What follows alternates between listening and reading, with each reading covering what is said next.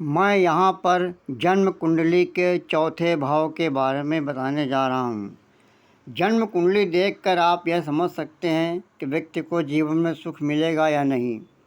दुख, पीड़ा, यातना, निराशा, असफलता जीवन की अनिवार्यता है। सुख जीवन की अनिवार्यता नहीं है।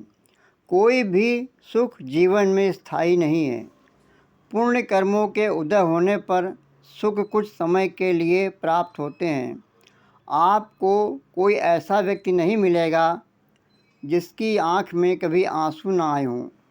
मनुष्य जब इस धरती पर जन्म लेता है तो श्वास लेने के बाद सबसे पहले रोना शुरू कर देता है।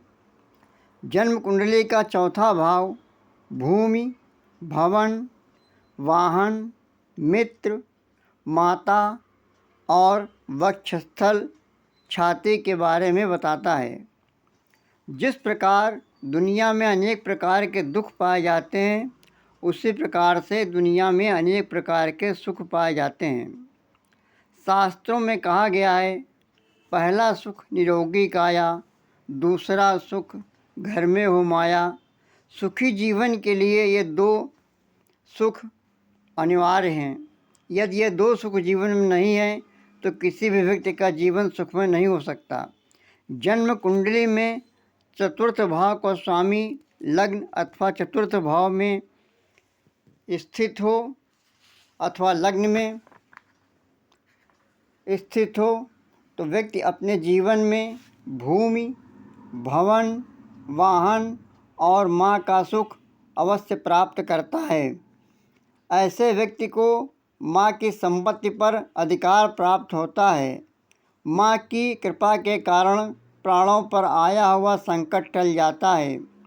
चतुर्थ भाव का स्वामी यदि लग्न में बैठा हो तो मनुष्य अपनी माँ की मृत्यु के समय पर उसके पास उपस्थित होता है। इस बात पर तनिक भी संदेह नहीं करना चाहिए। चतुर्थ भाव में पाप ग्रह, क्रूर या त्रिक स्थान, छठे, आठवें, 12वें भाव के स्वामी बैठे हों तो अशुभ फल प्रदान करते हैं। चतुर्थ भाव में राहु और शनि स्थित हो तो ग्रह कलह की स्थिति उत्पन्न करते हैं। चतुर्थ भाव में शनि और राहु हत्या और आत्महत्या जैसी स्थिति उत्पन्न कर देते हैं। यदि चतुर्थ भाव का स्वामी बलवान हो या स्वराशि में स्थित हो तो ऐसी स्थितियों से बचाव हो जाता है।